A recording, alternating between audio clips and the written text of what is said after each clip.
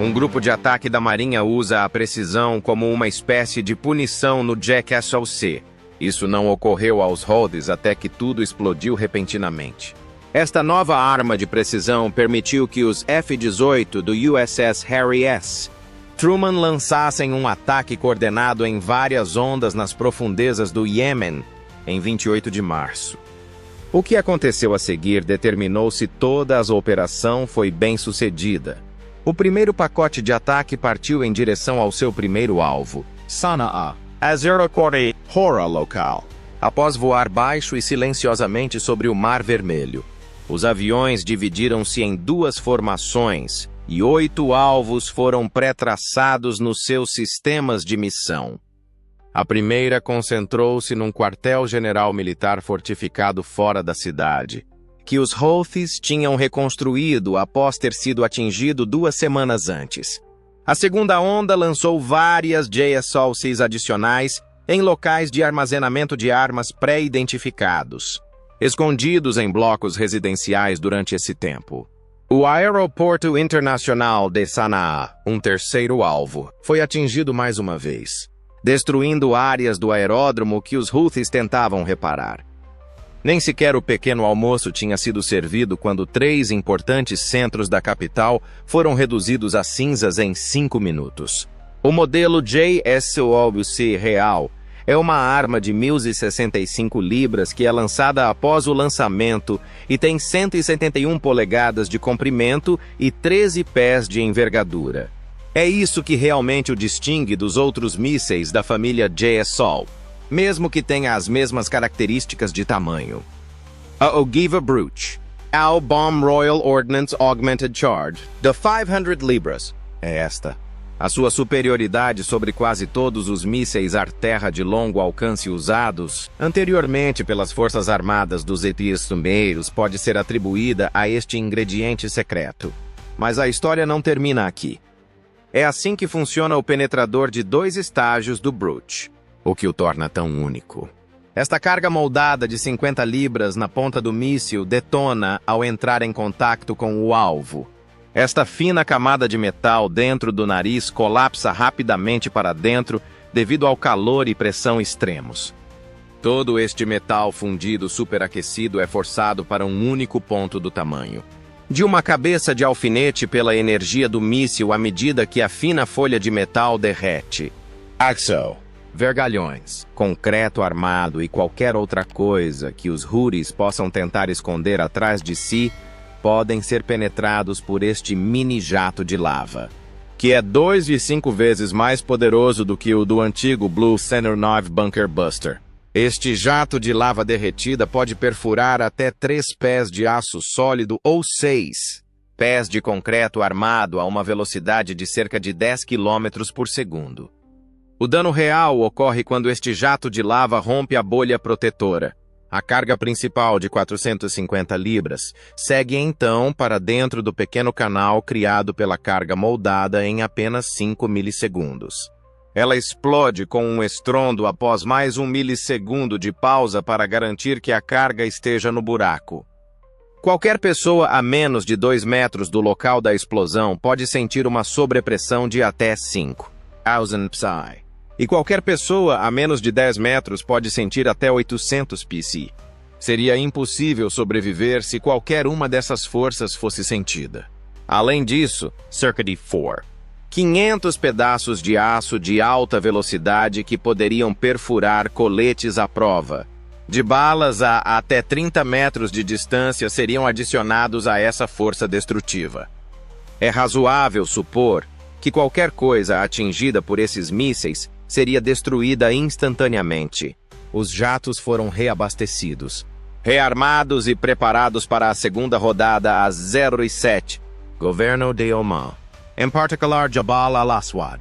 Aqui, um centro de comunicações que se acredita abrigar o equipamento de transmissão criptografado que os Houthis estavam a utilizar para coordenar os disparos de mísseis foi enterrado a mais de 6 metros sob rocha sólida. Desta vez, 4 JASSOCs adicionais foram enviados pelas formações para o local subterrâneo. Os ataques danificaram instantaneamente todos os canais de comunicação do campo de batalha dos Houthis e enviaram ondas de choque por toda a região.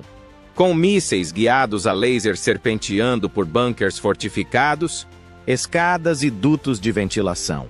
O alvo foi preciso.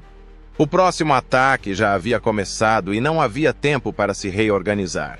O F-18 pode atacar a uma distância muito além de qualquer defesa aérea dos Houthis, graças à potência devastadora do GSAOC e ao seu alcance de mais de 130 quilômetros, ou 81 milhas. Além disso, ele pode voar silenciosamente por minutos antes de atingir seu alvo com precisão, devido ao seu perfil de lançamento em alta altitude. Uma bala de um atirador furtivo disparada de um avião de caça quase sempre atinge o alvo e cai a menos de 3 metros do centro do alvo, e utiliza algumas tecnologias bastante avançadas para conseguir isso. A opção de tripla ameaça do JSAOC para sistemas de orientação é uma das suas características únicas. A primeira delas é o GPS, com o qual provavelmente já está familiarizado. O GSAOC utiliza uma combinação de GPS e sistema de navegação inercial para navegação após o lançamento. A sua primeira trajetória de voo é estabelecida pelo seu receptor GPS, que se fixa em satélites com código militar. Mesmo quando o GPS está bloqueado, o seu sistema de navegação inercial a bordo, Alliance, que consiste num giroscópio laser em anel com acelerômetros, rastreia a sua orientação, velocidade e direção. A arma pode voar numa rota pré-programada de 81 milhas com precisão de até 10 pés, graças ao seu sistema duplo. O INS garante que o JSAOC não se desvie mais de 15 pés da rota, mesmo em situações em que o GPS não está disponível. É muito difícil de interceptar devido aos seus algoritmos integrados de acompanhamento do terreno e superfícies de controle de planagem, que lhe permitem modificar a sua trajetória de voo para evitar obstáculos e tirar partido do mascaramento do terreno. Mas este sistema GPS-INS existe há décadas e é utilizado em toda a família de armas JDAM, bem como em bombas anti-bunker. O que realmente distingue o JSAOC é a combinação destas duas características com o GPS. Este é o localizador de imagem infravermelha na parte superior do seu nariz, embora possa ser difícil de notar. Aproximadamente 30 segundos antes do impacto, o JSAOC liga o seu localizador. Este localizador observa o campo de batalha abaixo e compara-o com uma fotografia de referência da região-alvo que os planeadores da missão carregaram antes do lançamento. Ao utilizar o calor residual de um gerador em funcionamento, a resolução deste sensor infravermelho é tão precisa que consegue distinguir entre um veículo e um tanque, este navio ou mesmo um bunker camuflado. O localizador pode ajustar automaticamente o seu ponto de mira e dirigir-se para a nova localização se o alvo se tiver deslocado ligeiramente, aproximando-se ainda mais do que 3 metros. Por causa disso, tem uma vantagem significativa sobre os JDAMs, que ficam cegos durante a fase terminal e usam apenas coordenadas GPS, que podem estar desatualizadas nesse momento. Sada apareceu no final da manhã. Um objetivo: Site Attacks. Destruir todas as instalações militares Houthi nas proximidades e apagar as luzes na área. A marinha tinha chutado um ninho de vespas naquela manhã e agora estava a deitar gasolina sobre ele. Então os F-18 lançaram estes JSAOCs perto do seu alcance máximo para evitar a possibilidade de sistemas de defesa aérea portáteis. Estes mísseis atingiram cada alvo a menos de 3 metros, graças aos seus localizadores terminais e orientação por GPS. As centrais elétricas foram destruídas e as linhas elétricas que alimentavam os radares e as posições dos mísseis terra-ar dos Houthis foram cortadas. Isto já não era apenas uma demonstração de força, era uma declaração de que os Estados Unidos continuarão a punir os Houthis até que estes concordem com um cessar-fogo. No entanto, por enquanto, ainda era hora de agir.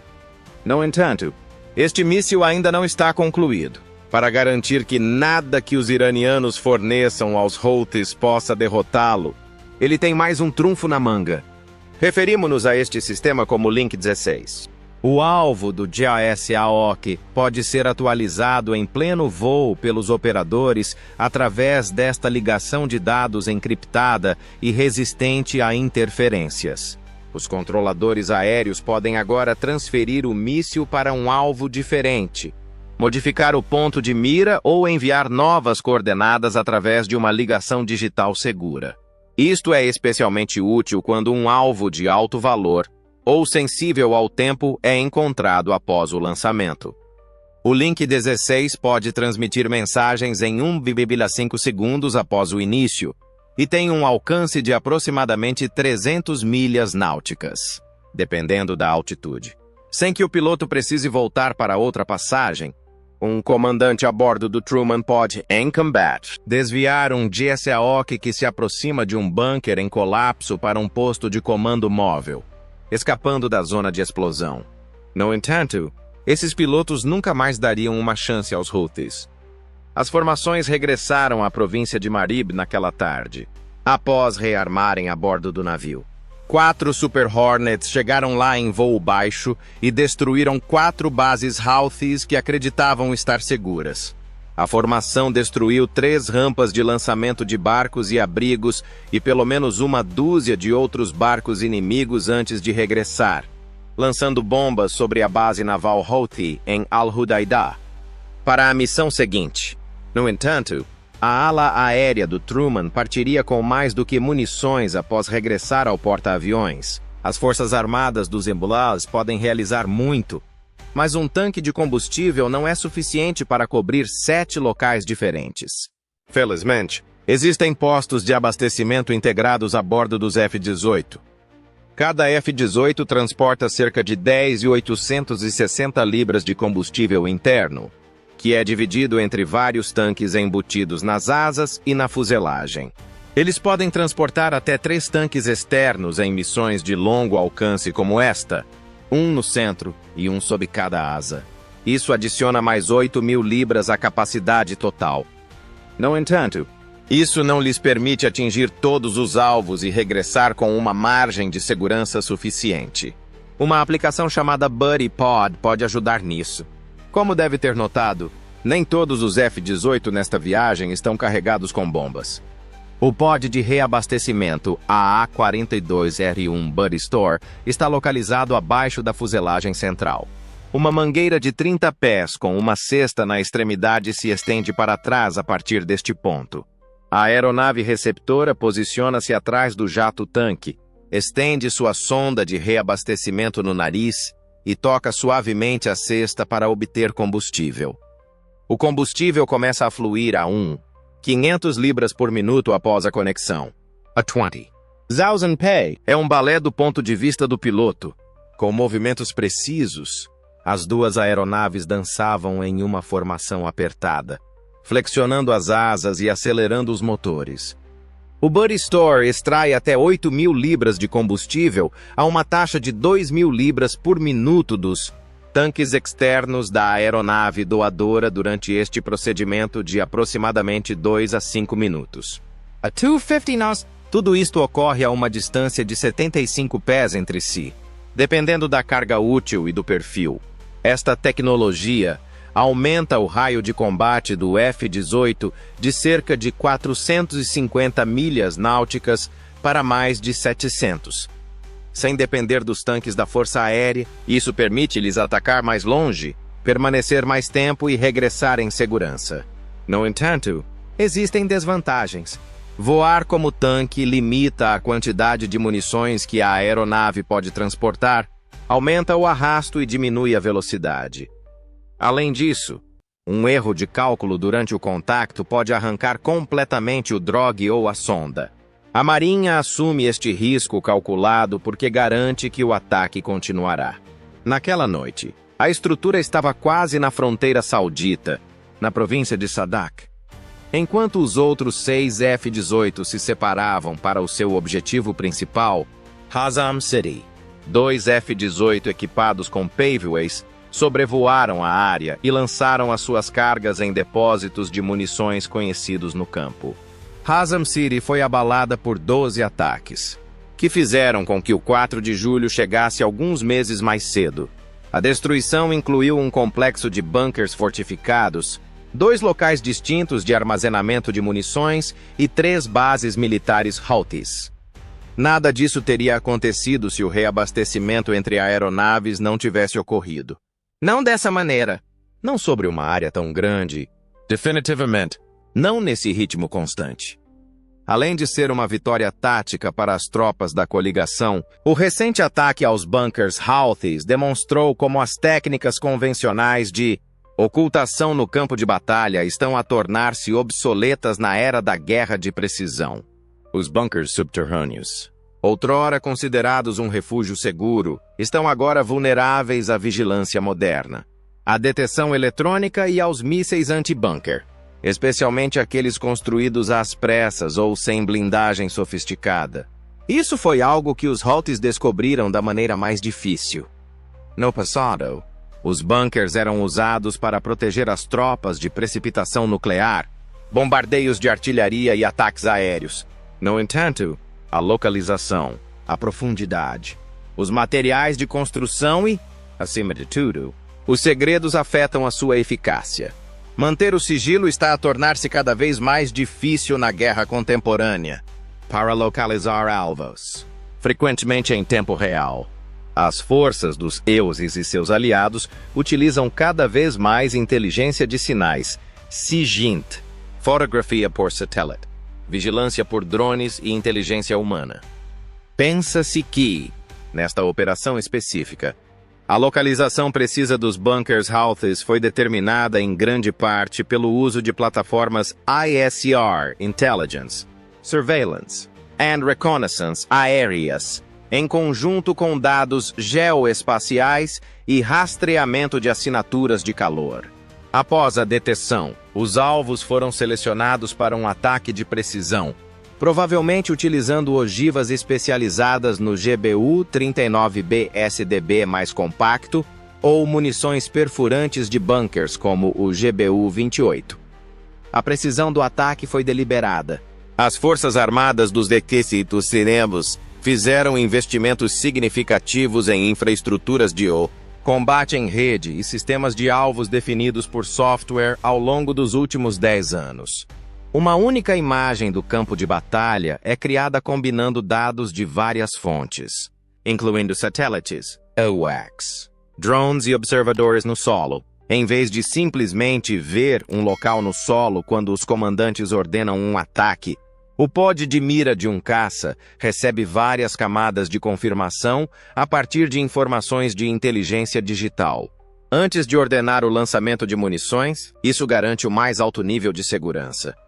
É impossível exagerar o impacto psicológico sobre os Houthis.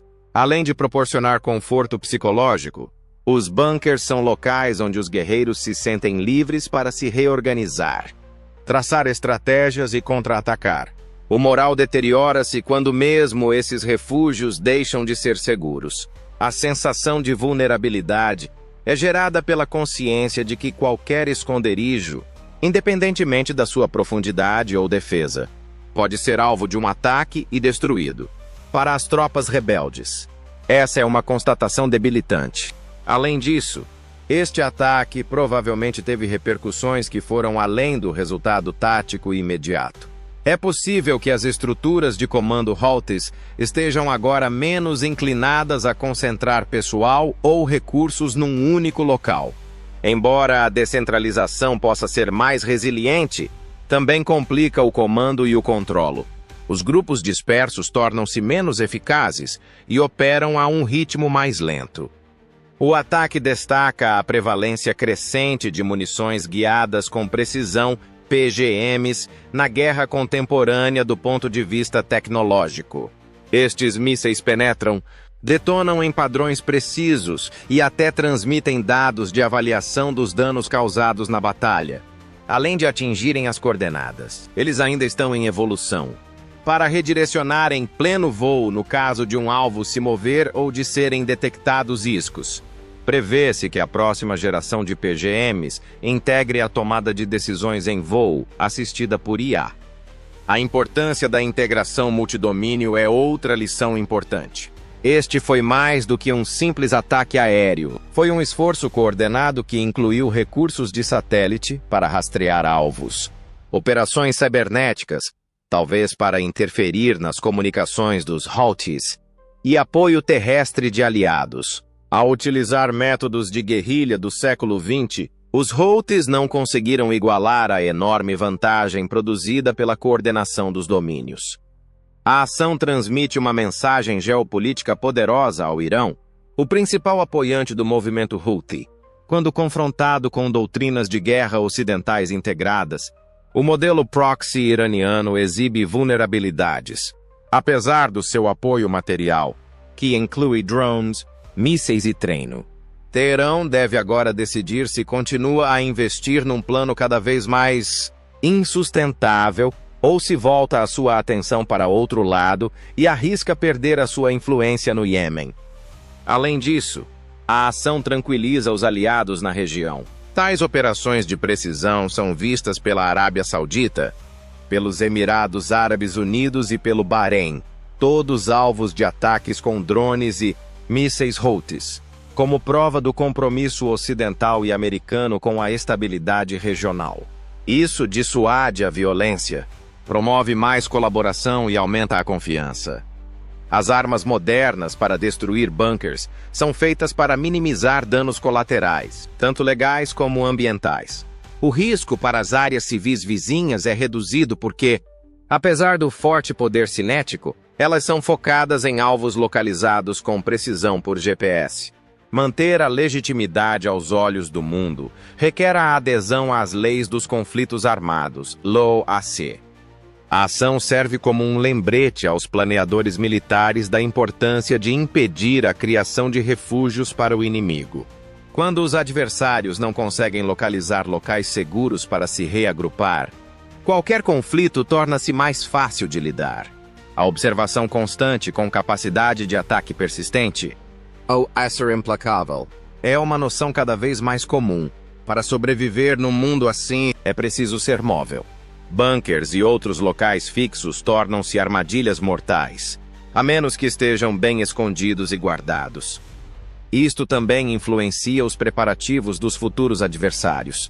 À medida que a tecnologia se desenvolve, as organizações insurgentes podem começar a investir em esconderijos blindados contra ondas eletromagnéticas, bunkers falsos ou mobilidade subterrânea para evitar a detecção. No entanto, cada melhoria na defesa é acompanhada por uma contramedida agressiva. A corrida continua e, até agora, o Ocidente está na frente. Isto é mais do que apenas uma derrota no campo de batalha para os Houthis. Serve como um lembrete de que os dias de impunidade acabaram. Não há nenhum lugar proibido. Nenhum edifício é seguro. Os benefícios psicológicos, organizacionais e políticos de atacar sem repercussões são adicionais aos físicos. Além disso, obriga a infraestrutura de combate do inimigo a ser reavaliada em todos os níveis. Mais importante ainda, a operação mostra como a tecnologia pode inclinar o campo de batalha, mesmo em situações em que as forças tradicionais estão frequentemente em desvantagem, quando combinada com excelente coordenação e treino. O Iêmen é um teatro de operações notoriamente desafiante devido ao seu terreno acidentado, infraestruturas inadequadas e relações tribais complexas. Aqui, no entanto, a guerra sofisticada fez um avanço ao utilizar velocidade, furtividade e dados. Podemos antecipar mais ataques como este, cirúrgicos, destrutivos e coordenados em vários teatros, à medida que a guerra com drones ganha popularidade e os adversários mudam. A era do combate inteligente está a substituir a era do armamento em massa e da força bruta. O ataque ao bunker foi mais do que uma missão bem-sucedida. Serviu como uma prévia de como será a guerra contemporânea quando todos os sensores, aviões e tomadores de decisão fizerem parte de uma única rede coesa de devastação. Serviu como um lembrete claro para os Houthis e seus apoiadores de que se esconder não é mais uma tática viável. É um convite. Ataques tão precisos têm repercussões fora do campo de batalha. Eles estão a mudar a doutrina de engajamento militar mais geral. Atores não estatais como os Houthis têm usado mobilidade, dispersão e camuflagem há décadas para evitar inimigos tecnologicamente avançados. No entanto, mesmo as unidades mais móveis devem se adaptar continuamente no mundo moderno. Quando o monitoramento pode detectar o sinal de um telemóvel em uma caverna remota ou rastrear o calor de uma motocicleta à noite. Além de serem suscetíveis, os bunkers estáticos não são mais funcionais, a menos que sejam incluídos em um sistema de defesa mais abrangente e flexível. Essa adaptabilidade já é evidente. De acordo com relatos, militantes Houthis estão a experimentar a construção de bunkers com várias câmaras para ofuscar as rotas de penetração de bombas, usando drones móveis para ocultar centros de comando e implantando redes de camuflagem tratadas com substâncias que absorvem radares. No entanto, há sempre uma contra-invenção para cada inovação. As forças da OTAN estão a trabalhar em ataques de penetração profunda, usando mísseis termobáricos de baixo rendimento, conjuntos de detecção multifrequência e reconhecimento de padrões alimentado por IA para detectar infraestruturas anômalas ou padrões de deslocamento de terra a partir do espaço. Este é um aviso estratégico para o Irão. O seu modelo militar descentralizado, negável e baseado em proxies, está a começar a desmoronar-se. Os EUI demonstraram que são capazes de atacar esses proxies sem entrar em confronto direto com Teherão. Isto enfraquece a influência frequentemente utilizada pelo Irão através da negação plausível. O ataque aos bunkers Houthis indica que qualquer instalação ligada às atividades regionais do Irão, por mais clandestina que seja, está agora vulnerável. Além disso, a teoria da dissuasão é afetada por este tipo de mensagem cinética. A análise de custo-benefício dos adversários muda quando eles deixam de acreditar que os seus ativos podem sobreviver. Se equipamentos eletrônicos avançados, abrigos reforçados ou centros logísticos podem ser destruídos em questão de minutos, o risco de investir neles é reduzido.